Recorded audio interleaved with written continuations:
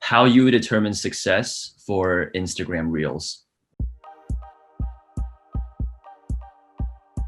Hey everyone, I'm Kevin Wei. I'm a product manager at IBM Data and AI. And today we have a mock PM interview with Dan. And before we jump into today's question, Dan, can you tell us a little bit about yourself? Yeah, for sure. So my name is Dan Zhao. I'm a product manager at Homebase. Homebase is an app that helps hourly employees be able to do scheduling and timesheets. So it's a really cool app. If you ever had a job at a coffee shop or a cafe, you know how painful it is to do your schedules with your manager.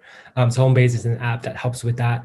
And I'm primarily working on the hiring product and some of the HR products that Homebase offers.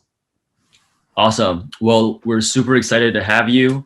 And today we're doing an execution type question. So for this question, I'd like you to tell me how you would determine success for Instagram Reels.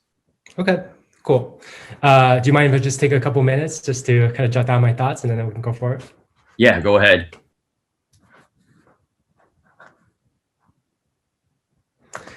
All right, so before I get started, I just want to clarify what Instagram's Reels is and just to make sure that I'm understanding the problem correctly. So Instagram Reels, as I understand it, is a product where creators can create these short videos and then they can share it with their friends and to the broader network. And you can just watch these videos as part of the Instagram app as a consumer. Is that accurate? Am I missing something about this product? Yeah, that's pretty accurate. And it came through us looking at TikTok as a bigger and bigger competitor. Got it. Okay. Yeah. So the way I would think about this is I'll start by thinking about the Facebook mission. So I want to start there and think about how Instagram Reels fits into the broader Facebook mission.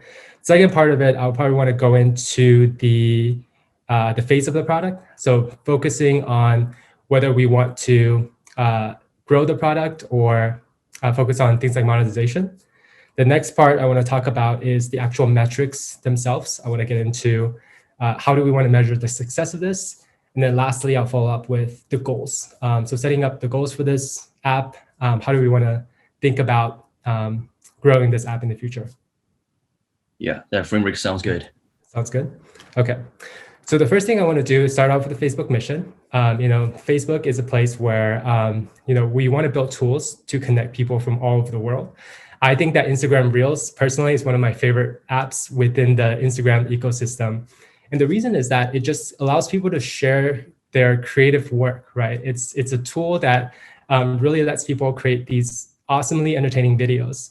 And I'm seeing videos that not just from my friends and family, but from creators that I wouldn't otherwise be introduced to outside of this product. So I think it really fits into the Facebook mission because it is connecting people and communities in ways that wasn't possible before. So in one line, how would you describe Instagram Reels mission? If we're going to say Facebook's mission is to connect people and build this community, what would our one-liner be for Reels? Yeah, I think the one-liner would be Instagram Reels is a set of tools that help content creators be able to reach out to their broader community and connect with people that's not just friends and family. Okay. And it's more for short form video, just so we're on the same page. Right. Cool. Yep. Got it. All right. So the next part I want to think about is what is the phase of Instagram Reels at this point. So my understanding of Instagram Reels is that this is a fairly new product. And the reason why the phase of the product matters is I'm thinking about what is the most important part to make Instagram Reels successful. If it's a new product, things that I might want to focus on are adoption and engagement. So I want to make sure that users knows about the product and knows like how to use the different features within the app. If it's a more mature product, I might focus on things like retention and monetization. So because I know that Instagram Reels is a fairly new app, for me, when I'm setting goals and thinking about metrics, I'm not going to be focusing on things like monetization. Rather, I want to think about how to grow the app in terms of engagement and retention. Does that make sense? Yeah. So let's focus on engagement / retention. Yep. Okay. Okay, now let me go through and sort of think about what this product is and what type of users we want to measure, might want to think about when we come up with metrics. So with something like Instagram Reels, there's really two sides to the equation. There is the creators and there's also the viewers, right? So when we think about metrics, we kind of have to address both sides. And so I would like to take a couple minutes just to think about both the creators and the viewers, and then I'll come up with a framework for the metrics that we want to talk about for each. Okay. All right. So I'm going to first talk about the viewer side. So this is the consumer. So people who are actually watching the Reels. So the three set of metrics I want to focus on are adoption, engagement, and retention. So for adoption, when I think about viewers, I want to track a pretty high level adoption metric here. And what this adoption metric will tell us is basically how many people are basically discovering this feature. Instagram Reels is a feature within the whole Instagram platform. So we want to know, just of all active Instagram users, how many of them are actually discovering Reels. So I want to keep it pretty high level here. And then we can kind of go into more of the details. So for adoption, one of the things I want to measure is the number of users who are actually viewing Reels. And so what we expect to see with this metric is that this metric is something that will grow over time. And I know that this is a very high level metric, but then we can kind of break down this metric further to understand what type of users are adopting, what are the type of users that are not adopting. But I think it's very important to keep that very high level metric in mind when we think about goals. So number of users who are viewing Reels. So does this mean if I view Reels today, but I never view it again for 30 days, does that count? Or how are we defining these people who are viewing Reels? Yeah, I think for adoption, I just want to keep it very high level. So if you view Reels even once, we'll count as someone who's discovered that feature. And when we then look at retention, we can then break out to see if you are actively retained on this feature. Okay, so this is like a cumulative metric. Yeah, exactly. Great. Then I want to talk about engagement. So engagement is then like how, so you might have viewed Reels once, but what is your engagement with that? So for that, there's two metrics that I want to use to measure engagement. The first is number of Reels viewed per user per day. So that's a metric that I want to understand in terms of like the intensity of the engagement, right? So if you're someone who just viewed one Reel, you might have had some awareness and adoption of that feature, but you're not using that very intensely. So I want to sort of understand the intensity of usage there. Another metric that I want to understand with engagement is the number of minutes that a user spends viewing Reels. This is a really important metric for us because I want to understand how people are spending time in the app. Once we start tracking this metric, we can also compare the number of time spent doing other stuff on Instagram or on Facebook versus on Reels, and sort of understand how people are splitting their time on the Facebook platforms. And lastly, for viewers, here is where I want to understand the retention. So for this one, I might track, there's two ways I'm thinking about it. I'm not sure exactly how I want to track it. The first way is just using WAUs. So weekly active users for the viewers. And so this gets back to your question, which is if someone has viewed it once, does that mean that they're retained? So I want to track this on a weekly basis. So if someone viewed Reels on Monday, and then they viewed Reels again next Monday, that will be counted as a weekly active user for this feature. Cool. So back to in the beginning, we talked about how we wanted to focus on engagement and retention so that Reels can really be the place where people come to share their creative work that's in short form video. Mm-hmm. And so you've given me some pretty good metrics here, and I'm curious if you have a North Star that you would pick for Instagram Reels. Yeah, that's a good question. I think if I had to pick one North Star metric, it is the amount of time that people spent on the app watching Reels. And the reason why I think this metric is important because it really levels up to the Facebook mission and about the broader company goal, which is to help people stay connected. And also, I think the amount of time that people spend on the app is an important metric for us to measure, not just for this feature alone, but just think about does time spent on Reels cannibalize other parts of the Facebook product? So one thing that we could look at, right, with this metric is if people are spending, let's say, 2 hours on average on Reels, does that mean that they're spending less time on Facebook or in other parts of the product? That's a really important factor for us to understand to determine the success of this feature. Yeah, that's really interesting. And I like that point that you brought up where Instagram Reels could potentially cannibalize not even just other parts of Facebook, even parts within Instagram. Maybe people are viewing fewer stories as a result, or maybe people are scrolling at a lesser depth on the homepage. So I'm curious, if you were a PM at Facebook working on Reels, what would you do if Reels was launched, is massively successful because people are using it? TikTok's also massively successful. So there's a lot more minutes being spent on here, but people are viewing, let's say, stories. The minutes spent on stories is going down. Right. So Reels is up, stories is down. What would you do? I think the first thing I want to understand here is how are the two products different and how do they serve different types of audiences? To me, from my understanding of the products here, stories is all about connecting with your close friends and family, right? So that is a really important function of stories. If Reels, I think it's more about the broader community. Like I'm seeing a lot of Reels from people that I don't know. So it's outside of my own friend group. So if you think about I think this is where we have to weigh the different types of values, right, that people want. I think this is something that I would want to look into the data and understand a little bit more. So I think there's definitely a set of users who definitely favor the friend and family content more. And some people who maybe don't have that many close friends on Instagram who might actually prefer Reels. So this might be something where I would look at existing data, if it exists, to try to understand these two different groups of people and understanding like what the impact of that is.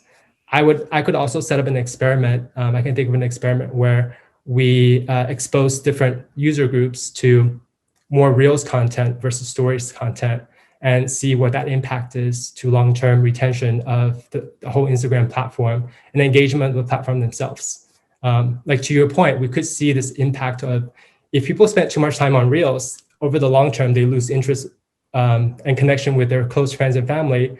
That results in like poor engagement of the Instagram platform. That will be a negative impact, right, of the whole Facebook ecosystem. So I really want to understand that relationship before making a decision about these trade-offs. Cool. Yeah, that's a pretty good point, since the mission of Instagram is to bring us closer to our friends and our community.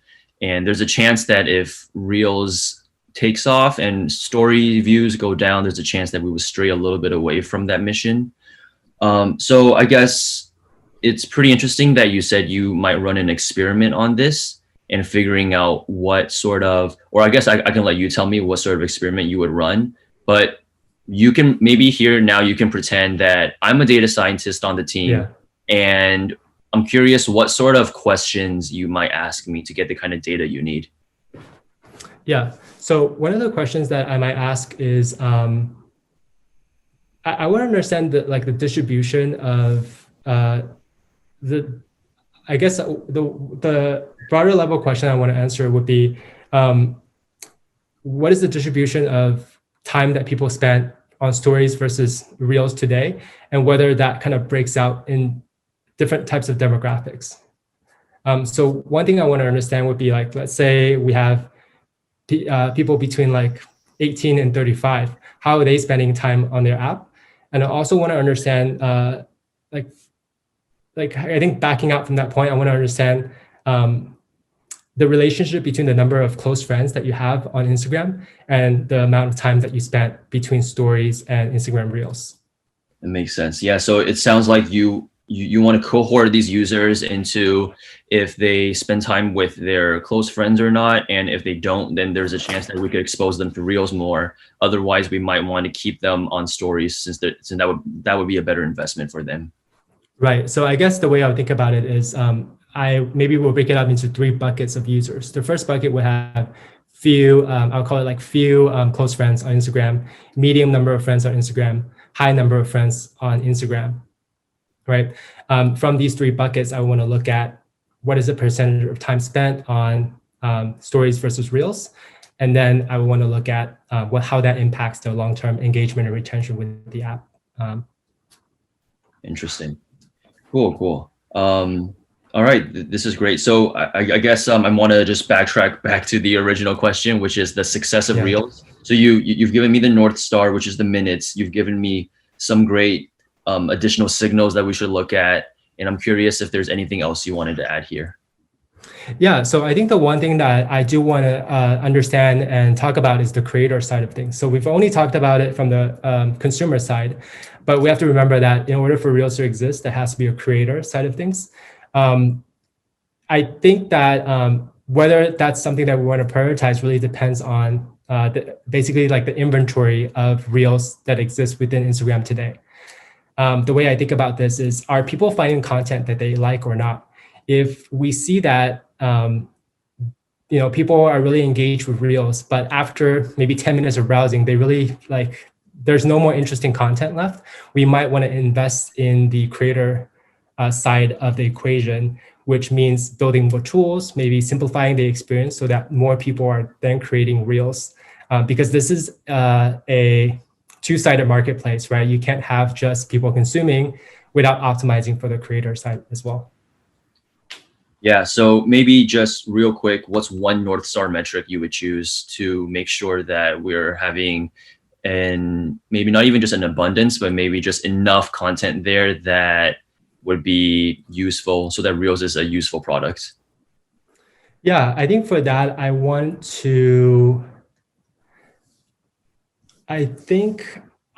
way I would think about it, it would be tracking the number of Reels that people consume per session. And the reason why I think that's a great metric is that I think people abandon the app for many reasons, but one of the reasons is the lack of content. So that's something that we could look at on a cohort level. So what I imagine would happen is that when Reels first launches, the number of Reels that people watch per session is probably quite low because there's just not enough content out there. They could be pretty relevant to what you're interested in. But over time, I expect that later cohorts would have more Reels watched per session because there's a deeper inventory of content and more engaging content as well. Yeah, that's actually a pretty good way to track not only creators but also viewers, since if the number goes down, if not enough creators are creating content, it sounds like we would expect this number to go down as well, and that'd be a bad signal. Right, exactly. That makes sense. Cool. All right, awesome. Well, I think that wraps up for this interview. Unless there's anything else you wanted to add? No, that's all I had. Cool. Okay. So taking off my interviewer hat, and we can just talk now. So thanks for that awesome deep dive. I know we strayed a little bit into another experiment that we talked about, but that happens in interviews sometimes where you might say something that piques the interviewer's interest. It's always good to have some sort of conversation there where it helps the interviewer see what it would be like to be a coworker of yours. And so before I give my feedback, looking back, would love to hear your self-reflection on how you thought this mock interview went. Yeah, I think these metric questions are always pretty difficult because it involves you understanding the business a little bit, right? From an outsider's perspective. So I think I could have done a better job setting up the initial problem. I think I could have talked a little bit more about the goals we're trying to achieve. I think tying it back to the Facebook mission was good, but it would be good to mention sort of maybe the business objectives or the Like what are we really like, what is the broader goal of optimizing for Instagram Reels? That way, when I talk about metrics, I could tie it back to say like the engagement piece is the most important piece. That should be the North Star, because as a business, we want to, obviously we sell ads, right? And so we want that engagement on our app in order to hit that goal or something like that. I think leveling up to a business goal when we talk about the metrics could be something that's helpful. Absolutely. Yeah. You also did a lot of things in the interview very well. So I like how your framework was laid out in the beginning, how you laid out how you talk about the mission and then the different types of goals you might consider, and then talked about metrics. And I really liked how I remember there was a point in the interview where you connected it back to the mission, and that was really good. I think if we did it just one more time at the end and just really hit it home, that would have been even better. I also liked how we talked about the creator side as well as the viewer side. We talked about how we have to consider both parts of the ecosystem. One thing that I would have done is in the beginning, I would talk more about TikTok, since that's really the driving force as to why Instagram created Reels. It's kind of like how if we thought about how when Instagram first came out with stories, I think an answer to that would kind of be incomplete if we didn't really mention why Instagram made stories.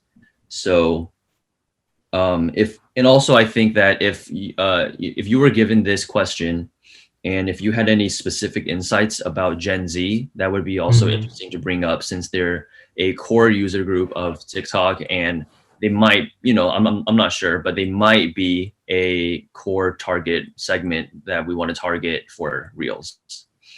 Yeah. So that's a really great point. Yeah, I think talking about the core demographic here and whether we're really addressing the needs of the core demo, I think that's really important, right? I think the metrics should at least break down into such a way where we can understand how different type of users are engaging with this feature. Yeah, and I also liked how you were able to pause throughout the interview to allow me to jump in and ask questions and ask follow-up questions. So that really helped me find places to come in. And also, I like how you remain calm even when we kind of strayed down another just tangential path about talking about experiments that we would run. And I think overall, this is a pretty good mock. Is there anything else you wanted to add or any tips that you would give viewers? Yeah, I mean, I think it's important to, I think for me, the most helpful thing is actually putting myself in the shoes of a PM actually working on this product. I think when you mentioned that, I was, anything I can answer as like a data scientist on your team, I think that really helps me, because then I can think about in my everyday work, how would I actually interface with the data scientist? Like what questions would I want to ask? That really helped me frame these responses. So I think from the very early on, I should have gotten into that mindset more. That would have made this interview less like an interview and more like just working with a colleague. Absolutely.